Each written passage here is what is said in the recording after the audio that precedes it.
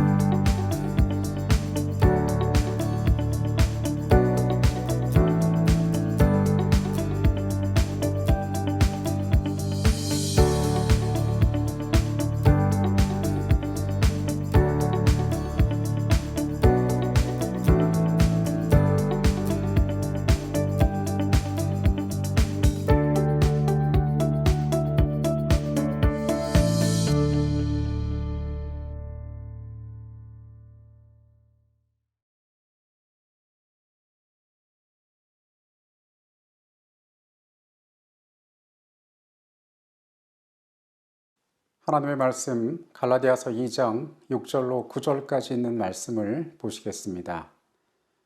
유력하다는 이들 중에 본래 어떤 이들이든지 내게 상관이 없으며 하나님은 사람을 외모로 취하지 아니하시나니 저 유력한 이들은 내게 의무를 더하여 준 것이 없고 도리어 그들은 내가 무할례자에게 복음 전함을 맡은 것이 베드로가 할례자에게 맡음과 같은 것을 보았고 베드로에게 역사하사 그를 할례자의 사도로 삼으시니가 또한 내게 역사하사 나를 이방인의 사도로 삼으셨느니라. 또 기둥같이 여기는 야고보와 게바와 요한도 내게 주신 은혜를 알므로 나와 바나바에게 친교의 악수를 하였으니 우리는 이방인에게로 그들은 할례자에게로 가게 하려 함이라. 성도 여러분, 지난 한 주간 은혜 가운데 평안하셨습니까? 이 땅에 많은 여러 가지 풍경들이 그리고 또 각자의 삶에 들려오는 여러 반가운 소식들이 우리의 시간들을 행복하게 할 때가 있습니다. 하지만 우리의 삶이 말씀 가운데에서 하나님의 은혜 가운데에서 진정한 평안과 아름다움을 경험하게 되시기를 바라겠습니다.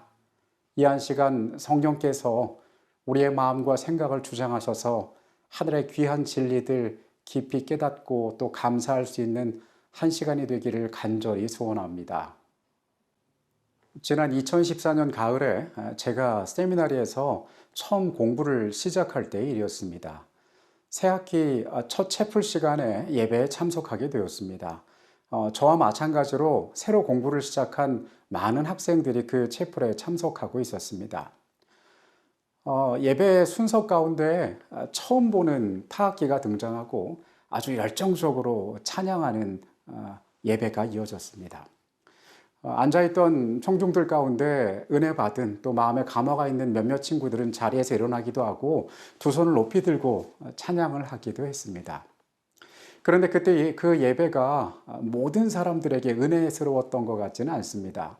그 중에 몇몇은 자리에서 일어나서 예배당 밖으로 나가는 모습을 제가 목격하기도 했습니다. 제가 듣기로 앤드루스 세미나리는 그 당시에 100개국이 넘는 나라에서 공부하러 온 학생들이 있었다라고 합니다.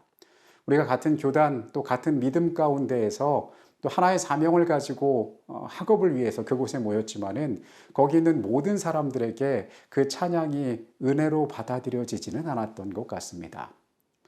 그만큼 우리가 사는 세계는 다양하고 재림교회 안에도 다양한 가족들이 존재한다는 사실을 그때 다시 한번 깨닫게 되었습니다.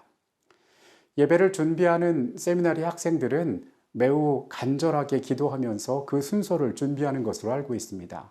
성경적인 원칙 위에서 그리고 또 때로는 교수님의 지도를 받으면서 그 예배는 매우 정성스럽게 하나님께 드려지는 예배로 알고 있습니다. 하지만 어떤 이들의 자신의 삶의 믿음의 생활의 배경 가운데에서 그 모습이 매우 낯설게 느껴졌던 것 같습니다.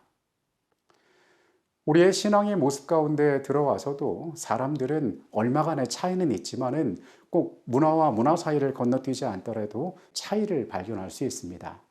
심지어는 우리가 출석하고 있는 지역교회 안에서도 서로 간의 다른 모습을 우리는 종종 발견할 수 있습니다. 지난 이 시간에 우리는 갈라디아서의 대략적인 내용을 살펴보았습니다. 어떠한 배경 가운데 기록되었고 또 이 말씀이 어떠한 대상들을 향하여 어떠한 내용을 담고 있는지를 살펴보았습니다. 우리는 이 책이 기독교의 핵심 교리인 믿음으로 말미암는 의를 다루는 교리적인 책으로 인식될 수도 있다는 이야기를 했습니다. 하지만 그보다 더 중요한 것은 이 복음이, 이 기별이 그 시대의 사람들뿐 아니라 모든 시대를 살아가는 그리스도인들의 삶의 변화에 대해서도 이야기하고 있다는 사실을 우리는 오늘 말씀 가운데 찾아보기를 원합니다. 오늘은 갈라디아서 1장과 2장에 나오는 내용을 통해서 하나님께서 우리의 삶을 향하여 주시는 교훈들을 같이 살펴보도록 하겠습니다. 갈라디아서 1장과 2장에는 바울이 자신의 사도직이 공격받는 것에 대하여 변론하는 내용들이 주로 나와 있습니다. 갈라디아서 1장은 바울이 회심 이후에 그의 삶이 어떠한 여정들을 겪었는지에 대해서 제법 상세한 기록들이 나와 있습니다. 그가 특정한 장소에서 얼마의 시간을 보냈고 또 다른 곳으로 이동해서 어떠한 사역을 하였는지, 그리고 예루살렘에 얼마나 머물며 사도들과 어떤 접촉을 하였는지 나옵니다. 바울이 그렇게 세세하게 자신의 삶에 대하여 기록한 것은 그가 가지고 그가 전하고 있는 복음이 하나님께로부터 온 것이라는 사실을 증거하기 위해서였습니다. 그는 사도들과의 관계에 대해서 언급을 하는데 그가 매우 적은 시간만 제한된 경험을 통하여 사도들과 접촉하였음을 이야기합니다. 바울이 여기에서 이 문제를 특별히 언급하는 것은 사도들을 배제시키거나 그들과 대립적인 위치에 있음을 나타내기 위한 것이 아니라 그가 가지고 있는 복음이 하나님께로부터 왔음을 그가 증거하기 위하여 그렇게 하고 있는 것입니다. 바울은 유대주의자들로부터 그의 사도직에 관한 공격을 받았습니다. 첫째로는 그가 예수님을 직접 만나 그분에게 부르심을 입고 그분과 함께 살아가지 않았다는 것이었습니다. 또한 직접 배운 교훈을 통하여 그가 복음을 전하는 것이 아니기 때문에 바울은 사도의 자격이 없다고 유대주의자들로부터 공격을 받는 것이었습니다. 바울은 그가 처음 회심하고 그의 삶의 궤적들을 설명함으로써 그의 기별이 사도들에게서 배운 사람에게서 온 것이 아니고 또한 그가 하나님께로부터 받은 이 복음이 사도들과 동등한 권위를 가진 것임을, 그가 하나님과 직접 교통하였음을 사람들 앞에 증거하고 있습니다. 우리가 갈라디아서의 앞부분에서 바울이 자신에 대하여 이야기하는 이 경험을 통하여 한 가지 주목해 볼 것은 바울에게 과연 사도들과의 관계가 중요했는가라는 부분입니다. 바울은 복음의 원칙에 있어서 누군가의 인정, 사람의 판단이 중요한 것이 아니라고 여러 번 말씀해서 밝힙니다. 하지만 그는 이 모든 기록들 가운데에서 신앙인으로서의 매우 삶의 중요한 태도들을 나타내고 그것들은 오늘날 우리에게 매우 중요한 교훈이 될 수 있습니다. 이 갈라디아서를 집필하게 된 중요한 목적, 그것은 교회를 흔드는 유대주의자들, 교사들이 있었기 때문입니다. 다른 복음을 전하는 사람들이 있었기 때문입니다. 우리는 예언의 신에서 그들이 어떠한 마음으로 그 시대에 신앙하고 있었던 자들이었는지를 살펴볼 수 있습니다. 유대인 개종자들은 대체적으로 길을 여시는 하나님의 섭리처럼 빨리 움직이려 하지 아니하였다. 사도들이 이방인 가운데서 수고한 결과로 이방인 개종자의 수요가 유대인 개종자보다 훨씬 많을 것은 분명한 일이었다. 유대인들은 이방인들에게 교인이 되는 조건으로서 유대인의 율법의 제한과 의식을 의무적으로 부과하지 아니한다면 지금까지 그들을 다른 모든 민족과 구별되게 하였던 유대인의 민족적 특수성이 복음 기별을 받아들인 사람들 가운데서 마침내 사라지게 될 것을 두려워하였다. 유대인들은 항상 하나님께서 지정하신 예배를 자랑하였고 그리스도교의 신앙으로 개종한 이들 중에도 많은 사람들은 여전히 하나님께서 일단 히브리인의 예배 방법의 기틀을 분명히 해주신 이상 그 세목 중에 어느 것이라도 바꾸신다는 것은 있을 수 없다고 느꼈다. 그들은 유대인의 율법과 의식이 그리스도교의 의식 속에 반영되어야 한다고 주장하였다. 모든 희생제사는 그 안에서 표상과 실체가 만난 하나님의 아들의 죽음을 예표한 것에 불과하며 그 후에는 모세의 율법 시대의 의식과 예식은 더 이상 효력이 없다는 사실을 그들은 깨닫지 못하였다. 사도행적이 말하는 유대인 출신의 그리스도인들, 그들은 이 세상에서 처음 그리스도인이 된 자들이었습니다. 어떤 면에서 구약의 밝은 빛들을 가지고 예수 그리스도를 입체적으로 이해한 자들이었으며 그들이 가장 먼저 세상에서 그리스도를 알아본, 메시아를 알아본 자들이기도 했습니다. 그들의 삶을 변화시킨 그리스도의 복음이 여전히 그들 가운데 있었지만은 이 사람들은 이전의 삶에 대하여 쉽사리 포기하지 못했습니다. 그들에게 익숙했던 것, 심지어 그것이 자랑스럽고 하나님께서 주셨다고 믿던 유대교의 많은 전통들을 그들은 여전히 고수하기를 원했습니다. 그들은 의문으로 주신 앞으로 오실 예수 그리스도의 그림자로 주셨던 수많은 법들을 올바로 깨닫지 못함으로써 여전한 그 그림자 가운데 머물러 있었습니다. 바울은 절대로 그들을 탓하거나 그들의 삶이 가진 특성, 그들이 지금까지 살아왔던 삶의 방식들에 대하여 비난하지 않습니다. 바울이 해외로 선교 여행을 떠날 때 그가 처음 가서 복음을 전한 장소는 일반적으로 해외 각지에 있는 유대인들의 회당이었습니다. 바울 자신도 유대인이었고 그들의 삶이 어떠한 특징과 습관을 가지고 있는지 너무도 잘 알고 있었습니다. 그런데 바울이 경계하는 가장 중요한 한 가지는 그들이 가지고 있던 이 이전의 삶의 방식, 여전히 놓지 못하는 이 문제로 인하여 예수 그리스도께서 이 땅에 가지고 오신 가장 중요한 복음이 오해되어질 수 있다는 것이었습니다. 그리고 이 문제를 통하여 다른 이들이 복음을 받아들이고 하나님 안으로 들어오는데 장벽이 될 수 있다는 것이었습니다. 바울은 이 문제를 다루는 데 있어서 양쪽 모두의 마음과 생각을 만지고 살피는 일들을 하게 됩니다.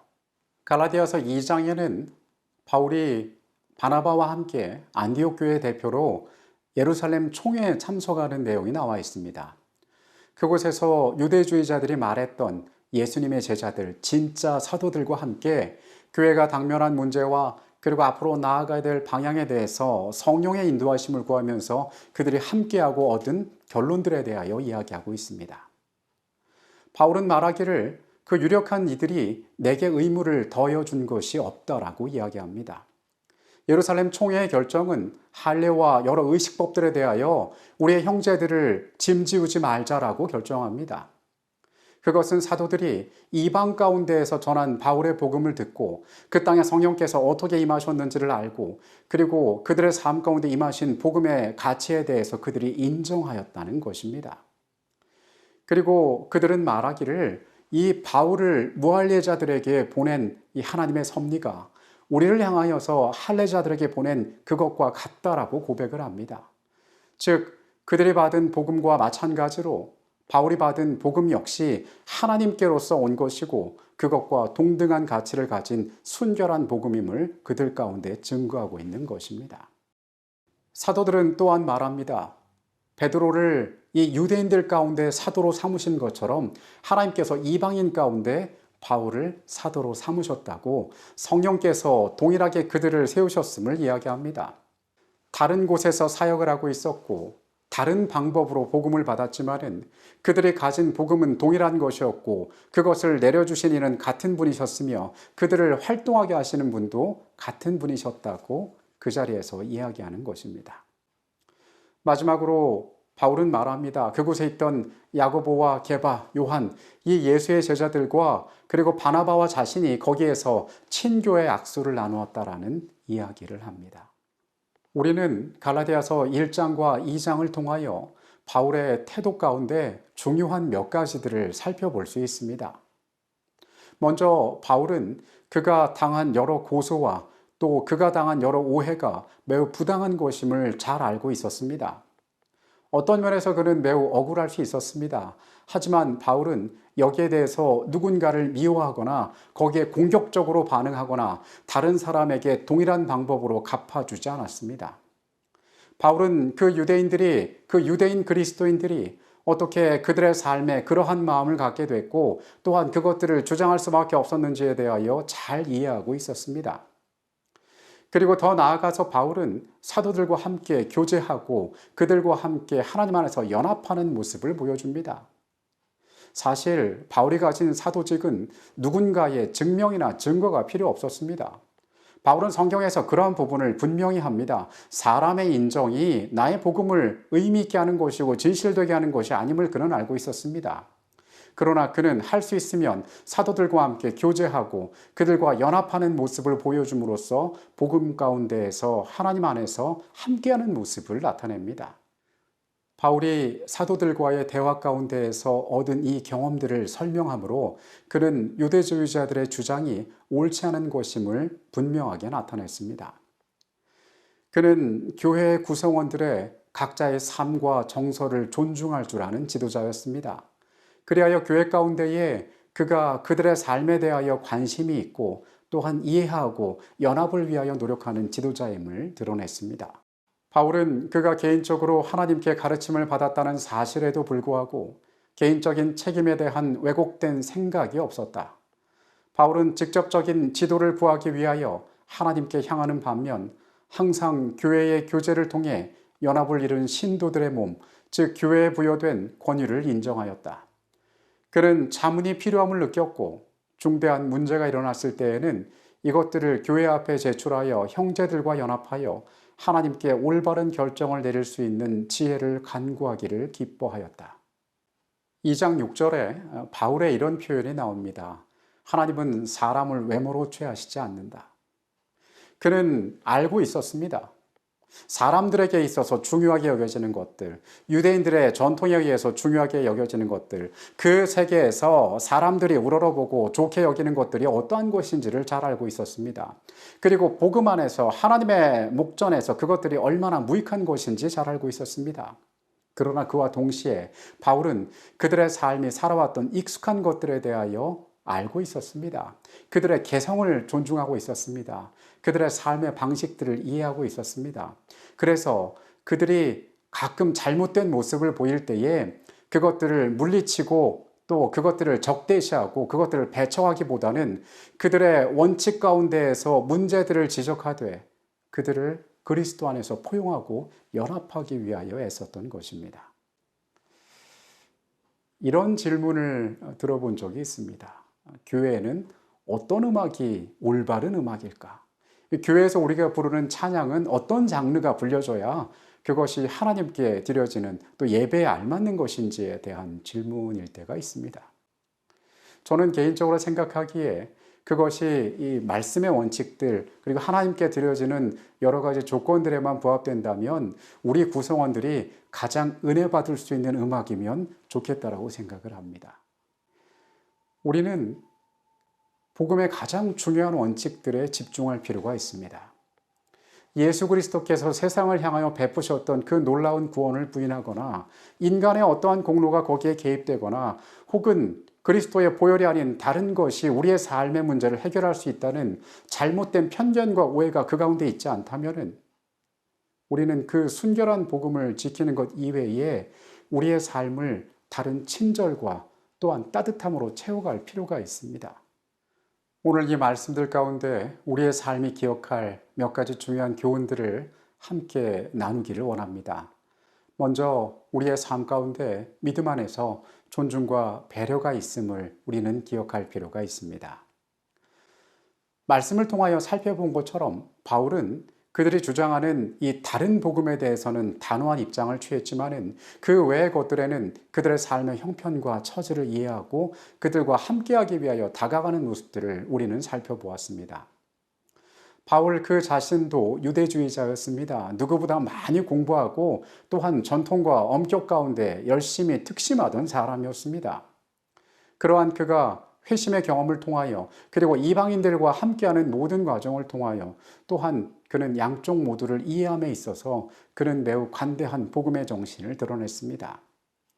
그의 사역 가운데에도 이런 모습은 이어집니다. 그가 루스드라에서 세운 이 디모데라는 젊은이, 아버지는 헬라인이었고 어머니는 유대인이었습니다. 그가 사역을 시작할 때에 바울은 그에게 할례를 행함으로써 그가 다른 이 유대인들에게 거부감 없는 사역을 펼칠 수 있도록 그것들을 그렇게 배려합니다. 예루살렘 총회의 결정대로라면은 그는 할례를 받을 필요가 없었습니다. 그리고 바울은 다른 문화권들을 발견할 때에 그곳에 가서 사역할 때에 그곳 사람들의 마음과 생각들 그리고 그들의 삶의 방식들에 대하여 매우 주의 깊게 바라봅니다. 그가 아단에 갔을 때 알지 못하는 신들에게 라고 쓰인 어떠한 이 상을 보고 그는 그곳 사람들의 마음에 대하여 복음을 전할 때 그것을 활용합니다. 오늘 우리는 어쩌면 복음의 본질과 관계없는 수많은 문제들 때문에 우리의 신앙에 있어서 소모적인 삶을 살고 있는지도 모르겠습니다. 복음의 기본 정신은 그것이 모든 사람을 구원할 수 있다는 그리스도의 다함이 없는 희생을 통하여 이루어졌다는 이타적인 정신입니다. 오늘 우리의 삶 가운데 이러한 너그러움을, 이러한 존중을, 이러한 배려를 우리가 갖게 되기를 이 시간에 간절히 바라겠습니다. 두 번째로 기억할 사실은 우리가 복음 가운데에 겸손하고 이타적인 자세를 가져야 한다는 것입니다. 사도행적은 유대인들이 그들의 신앙에 실패한 이유에 대하여 말합니다. 예루살렘은 유대 나라의 수도였으므로 거기에는 최대의 독선과 고집이 있었다. 성전을 바라보며 살고 있는 유대 그리스도인들은 자연히 한 민족으로서 유대인들이 가진 특별한 특권들로 마음이 기울어지게 되었다. 그들은 그리스도의 교회가 유대교의 의식과 유전에서 떠나는 것과 유대인의 풍습 속에 담겨진 그 특별한 신성성이 새로운 신앙의 빛 가운데서 곧 소멸될 것을 알게 되었을 때에 많은 사람들은 대부분 이러한 변화를 일으킨 장본인으로서 바울에게 분개하게 되었다. 심지어 제자들까지도 모두 그 회의의 결정을 쾌히 받아들인 것은 아니었다. 우리는 말씀을 통하여서 그 유대인들이 가지고 있던 그들의 삶에 대한 그들의 습관들, 그들의 종교적인 여러 가지 유전과 전통들에 대해서 교만한 마음을 품고 있었음을 알게 됩니다. 영적인 교만이 초대교회 안에 그들이 가지고 있던 잘못된 생각과 정신이었습니다.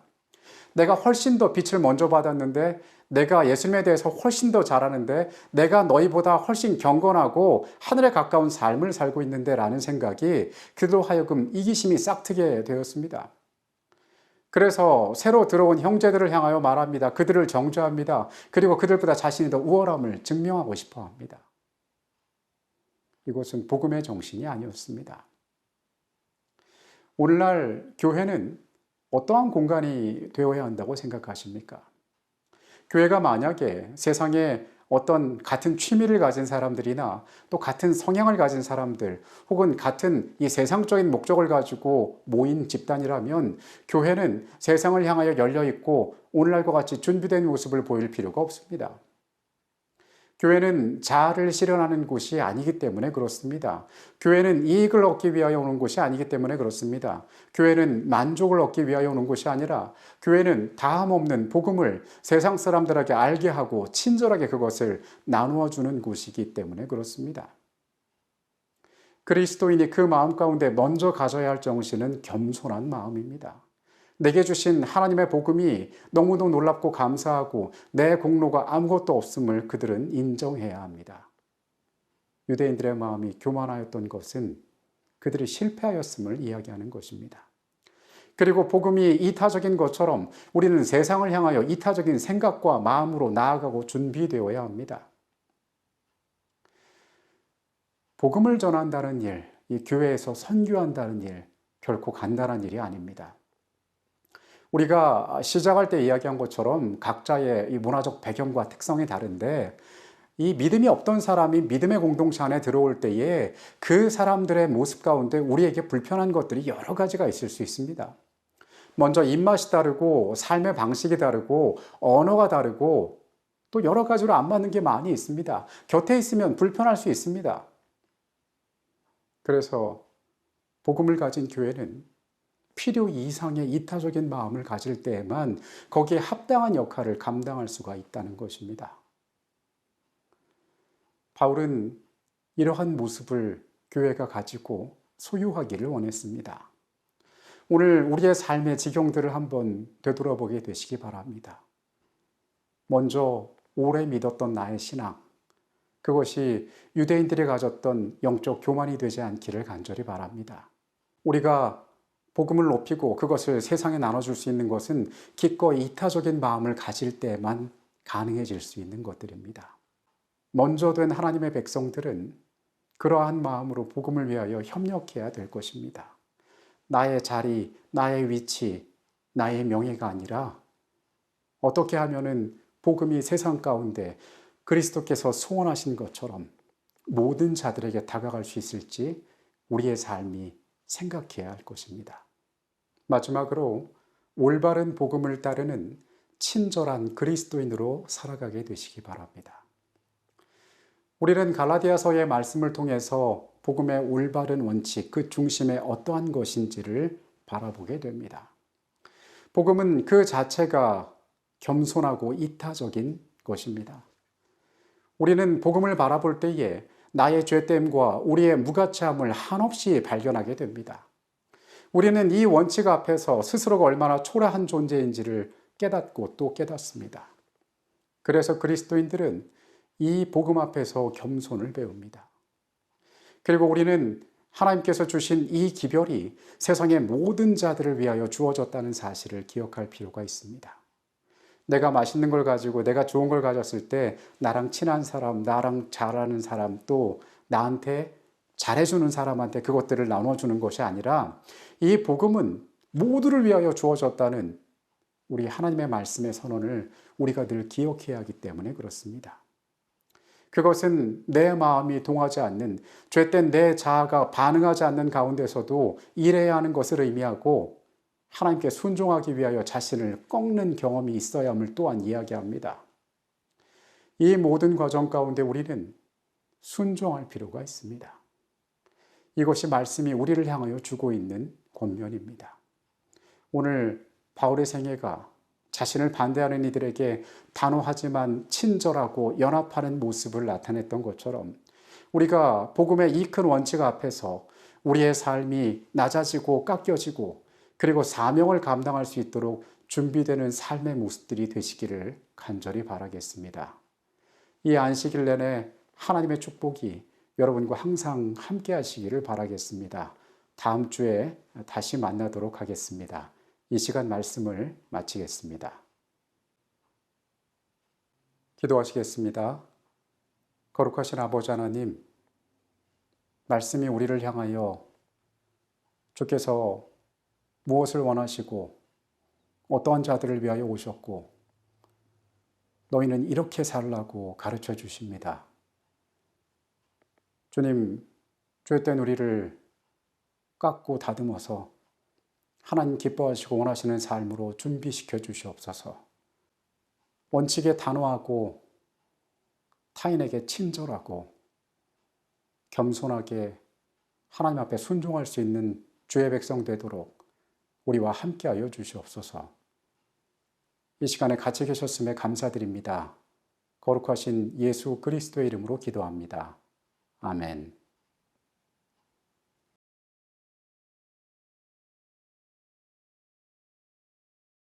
사랑하고 존경하는 미주에 계신 성도 여러분, 안녕하십니까?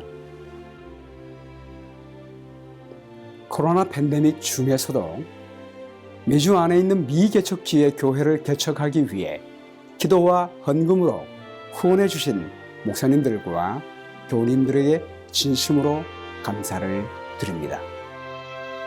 많은 개척 교회와 미자립 교회들이 코로나 팬데믹 기간 동안에 헌금의 부족으로 많은 어려움을 겪고 있습니다. 이러한 어려움 중에도 미주에 계신 여러 성도님들이 교회를 통해 보내주신 전진 개척 헌금으로 9개의 교회를 지원할 수가 있었습니다.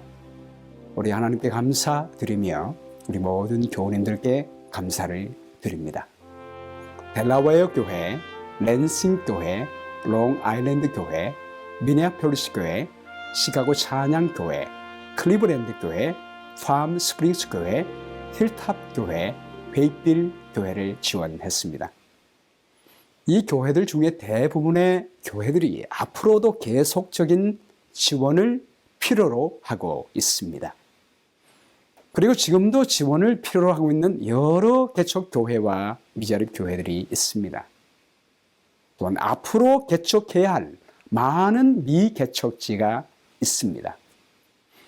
앞으로 저희가 개척하기 위해 기도하고 있는 후보지는 펜실베니아에 있는 피츠버그, 플로리다에 있는 잭슨빌, 알라바마의 헌츠빌, 텍사스의 엘파소, 뉴욕의 버팔로, 알래스카의 페어뱅크, 텍사스의 어스틴, 그리고 테네시에 있는 멤피스입니다. 이 외에 지역 교회들이 요청하는 곳이라면 가능성 있는 후보지에 교회 개척을 하려고 합니다. 이를 위해 여러 성도님들의 기도가 가장 절실합니다. 하나님께서는 우리를 도우시기 위해 모든 것을 준비하고 계심을 믿습니다. 그러나 하나님은 우리의 동의가 없이는 일하지 않으십니다. 우리가 필요를 느끼고 간구할 때 하나님께서 기쁨으로 도와주실 것을 믿습니다. 여러분께 3가지 기도 제목을 드립니다. 첫 번째는 현재 개척하고 있는 교회들과 아직 자립하지 못한 미자립 교회의 성령 충만과 성장을 위해 기도해 주시기 바랍니다. 지금 미주 안에 140여 개의 교회 중에 60여 개의 교회가 개척교회 및 미자립 교회입니다. 이 교회들에게 초대교회에 내렸던 성령 충만이 임하여 부흥과 성장이 있도록 기도해 주시기를 부탁드립니다. 두 번째는 미주 안에 자립교회들과 개척교회 그리고 미자립교회와 자매 결연이 이루어지게 돼서 영적으로, 인적으로, 물질적으로 도와줄 수 있는 길이 열릴 수 있도록 기도해 주시기 바랍니다. 그리고 마지막 세 번째요. 미주교회 모든 성도님들이 매달 10불씩 개척교회를 위해 헌금하는 일이 이루어지도록 기도해 주시기를 바랍니다. 미주 안에 있는 12,000명의 성도만 매달 10불씩만 헌금해도요, 한 달이면 12만 불을 교회 개척을 위해 지원할 수가 있습니다. 그러면 30여 곳에 목회자를 파송하고 하나님의 등대를 세울 수가 있습니다. 모든 기도와 간구로 하되 무시로 성령 안에서 기도하고 이를 위하여 끼어 구하기를 항상 힘쓰며 여러 성도를 위하여 구하라 라고 하신 하나님의 약속의 말씀을 따라 이 시간에 교우님들이 계신 곳에서 약 5분간 기도해 주시기를 바랍니다. 감사합니다.